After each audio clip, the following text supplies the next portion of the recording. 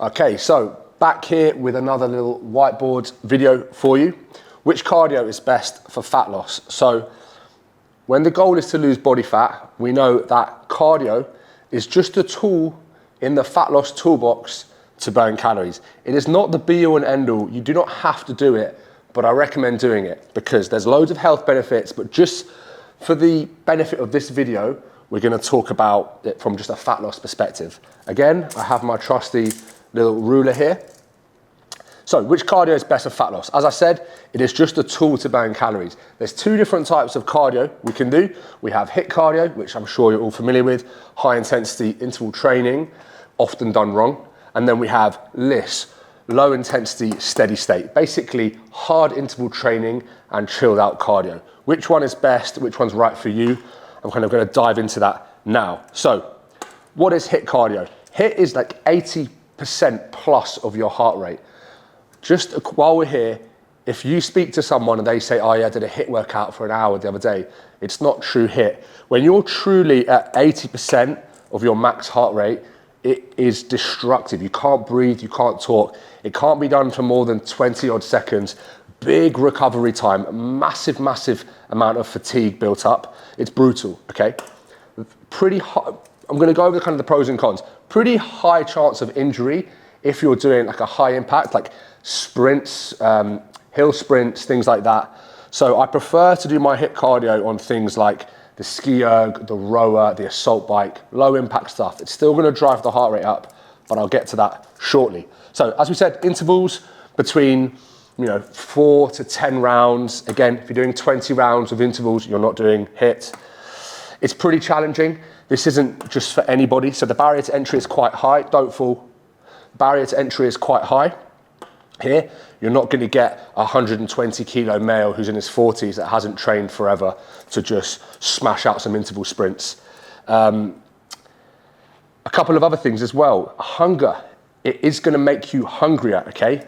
That's an issue when it comes to sticking to a calorie deficit, which we'll get to in just a second. Fatigue, massive fatigue buildup. If you truly push it hard on like an assault bike or like a spin bike, you're knackered at the end of it, okay? And that again can lead to hunger, and it can also lead to decreased activity outside of this HIIT. If you're absolutely destroyed from doing 30 seconds on, 30 seconds off, 10 rounds on a bike, which is only 10 minutes, and your step count drops from 12K to 3K, you're kind of stepping over a £10 note to pick up a £1 coin there. Right, and then the big one, which was obviously very popular back in the day, the afterburn or EPOC. If you do HIIT, you're gonna burn calories all day, even in your sleep. It's pretty overrated, to be honest. And the extra calories you're gonna burn afterwards, you're just gonna eat them because you're so tired and hungry. Sounds like I hate HIIT, I don't. LISS, low intensity steady state cardio. It's very easy to do. Barrier to entry is very low. If you have a very overweight male or female, you can put them on an incline walk, on a stationary bike. Even a power walk for some people will get their heart rate up. 50, 60, 70% of their heart rate, 70% is a little bit high. Let's say 60%.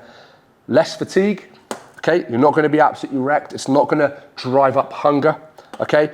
And again, less chance of injury. It's pretty hard to tear a hamstring on watching a YouTube video on an exercise bike. So, which ones do I recommend? From a fat loss perspective, which is what we're talking about here, I do recommend cardio to all my clients. I do it myself. As I said, the health benefits of just being cardiovascular fit, we're gonna kind of leave that to one side for now. But in terms of my fat loss recommendations, it all depends on your starting point. You can, if you're somebody that's eaten like a pig for 5 years, you're 120 kilos, you don't train, if you start doing full body 3 times a week with a little bit of upper and lower in there, and then go from 5,000 steps a day to 10,000 steps a day, and just start cleaning up your diet, you're gonna lose quite a lot of body fat. You can get quite far of the way there, like that. You do not have to start burying yourself in cardio. But like I said, it is a valuable tool in our toolbox, and it allows you to eat a little bit more. This is one thing that a lot of people kind of sleep on. If you're burning extra calories from your cardio, you are able to eat more. And the most important part of a diet is sticking to it, is staying consistent and adhering to your calorie deficit, okay? And if this allows you to eat a little bit more, it gets you up in the morning, you know, it sets the routine for the day, then it's really beneficial. Okay, so fat loss recommendations. So we're looking at maybe for LISS, so for low intensity steady state cardio, we're looking at maybe 3 to 4 sessions per week. That can be 3 15-minute sessions per week post-workout, never pre-workout. You could start with 15 minutes post-workout. You could do 15 minutes on your non-training days, Monday, Wednesday, Friday gym, Tuesday, Thursday, Saturday, 15 minutes of cardio, Sunday off. And then you can progress that as you go to 4 times a week, from 15 minutes to 20, 25, 30.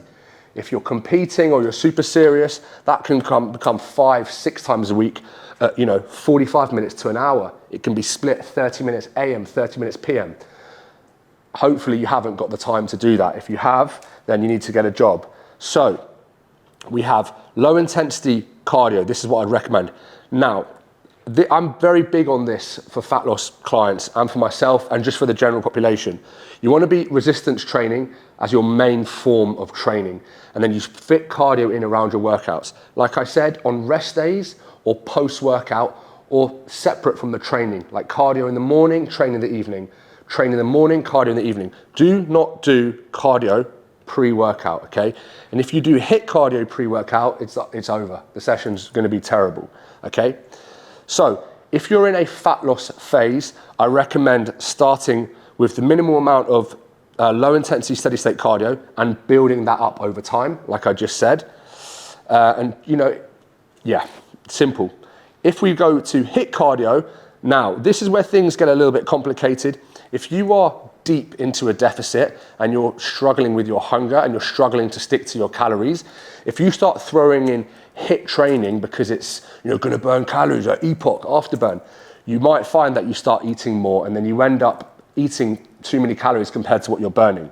So I'm a big fan of HIIT cardio once you move into a reverse diet, when your calories increase at the end of a fat loss phase, or at the start of a fat loss phase when your calories are still quite high, or even better in a muscle building phase. So for men, once you move yourself into a bulk, or anyone, even women, if you're moving into let's say you've done a fat loss phase, you've moved into a reverse diet phase, once you get to kind of maintenance calories or above, where fatigue isn't such an issue and you have the calories to play with, I would recommend bringing in HIIT cardio. This stuff is challenging when done correctly. Again, people don't really seem to push themselves very hard. It's almost a skill to really push yourself to that 80% plus range of your heart rate. So once calories are a little bit higher, or we're not too worried about fatigue and hunger, we're looking at 1 to 2 sessions per week. Now, depending on who you are, I mean, for me, if I started doing sprints outside, it would destroy my training. I'd end up injured. You might be great at sprints. Cool, you should sprint. Okay. For the Gen Pop, the average person, it's better off to do a low impact movement, something that spikes your heart rate very quickly. Rowing machine's a great one. 30 seconds on, 30 seconds off, pulling as hard as you can. It's very easy to get your heart rate up. The assault bike or a spin bike, if you go as hard as you can for 30 seconds on an assault bike and track your heart rate, it's up very quickly. And then a ski erg's another great one. Again, not really going to get injured doing these. We're going to build great fitness, and this is a great carryover to when your calories are higher. Again, in a fat loss phase, keep cardio steady state. And unless hunger isn't an issue, then you can squeeze this in. But you will notice, once you start bringing this in, an increase in your appetite, an increase in hunger. Now, when it comes to building muscle, if you're in a muscle building phase, this is very beneficial. It's going to help you recover from your workout. It's going to allow you to perform movements at a higher rep range, that 15, 20 rep plus. On legs, for example, you're going to recover quicker in between workouts, and you're going to get away with eating more food. You can stay leaner whilst eating more food doing this type of cardio. In an ideal world, a little bit of LISS, a little bit of HIIT, and a little bit of weights. But like I said, from a fat loss perspective, I do recommend most people stick to this, especially if you're in your 40s or 50s or even 60s and trying to lose body fat.